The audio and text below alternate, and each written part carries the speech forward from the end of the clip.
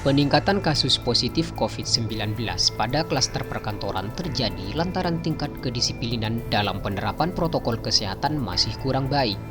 Menanggapi hal tersebut, dokter spesialis okupasi Dr. Nuri Purwito Adi MSc SPOK menegaskan bahwa penerapan protokol kesehatan menjadi kunci utama untuk menekan potensi penularan COVID-19 dalam segala aspek termasuk perkantoran. Faktor yang menyebabkan penularan di perkantoran adalah pada saat para pekerja abai terhadap protokol kesehatan.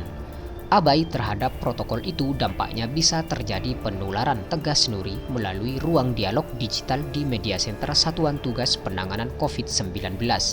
Lebih lanjut, Nuri juga menjelaskan bahwa Menteri Kesehatan telah mengeluarkan keputusan Menteri Kesehatan KMK nomor HK0107 Menkes 328 2020 tentang panduan pencegahan pengendalian COVID-19 di perkantoran dan juga zona industri. Adapun hal tersebut wajib diterapkan di setiap sektor perkantoran dan industri pada masa adaptasi kebiasaan baru. Dikutip dari covid19.go.id, Nuri juga berharap para pekerja maupun masyarakat di lingkungan perkantoran dapat memperhatikan risiko terjadinya penularan, seperti mengurangi atau menghindari pertemuan dalam jumlah banyak dan membatasi kehadiran massa maksimal sebanyak 20 orang dalam satu acara besar. Pada kesempatan yang sama, CEO founder virtual FaceJack Jack Quinn menyampaikan bahwa saat ini kantor yang ia kelola telah menerapkan protokol kesehatan, seperti terdapat sanitizer room dan pengecekan penerapan sanksi bagi yang melanggar protokol kesehatan dan telah membawa peralatan ibadah pribadi. Lebih lanjut menurut Jack, upaya untuk memastikan seluruh pekerja agar tetap disiplin dalam penerapan protokol kesehatan memang masih menjadi tantangan pada masa kebiasaan baru ini. Dalam hal ini, sikap tidak disiplin menerapkan protokol kesehatan akan membuat pandemi COVID-19 tidak akan kunjung usai. Cukup prihatin, karena yang rugi mereka sendiri. Pertama, secara tidak langsung, berdampak ke sektor yang saya jalani, event organizer juga. Dan karena COVID-19 tidak mendapatkan izin keramaian. Secara tidak langsung, juga akan ujung-ujungnya akan berdampak ke bisnis saya sekaligus bisnis lainnya yang sudah patuh terhadap protokol kesehatan, tutur Jack.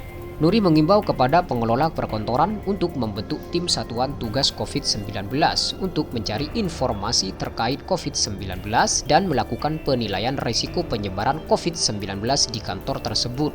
Penting bagi tempat kerja atau perusahaan membuat semacam tim satgas COVID di internal mereka.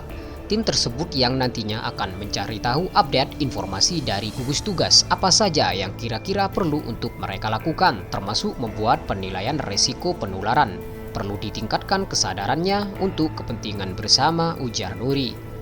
Bisa dengan menunjuk koordinator suatu kantor yang harus benar-benar bisa selalu meningkatkan setiap hari untuk pakai masker. Jangan lupa bawa hand sanitizer, minuman vitamin, dan lain sebagainya, tutur Jack.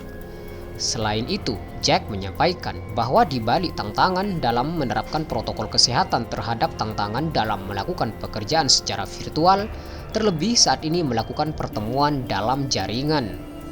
Kita harus menggunakan masker, membawa cadangan hand sanitizer, botol minum, dan peralatan makan pribadi, vitamin, tisu, dan peralatan ibadah pribadi, sehingga aktivitas kita di kantor dapat berjalan dengan baik dan tentunya aman dari penularan COVID-19, tambah Jack. Upaya menekan kasus positif di sektor perkantoran merupakan usaha bersama. Seluruh pihak harus bersinergi untuk memutus rantai penularan COVID-19. Kesehatan harus menjadi prioritas utama, walaupun ekonomi tidak boleh diabaikan. Keduanya harus seimbang dan tetap menerapkan protokol kesehatan saat bekerja.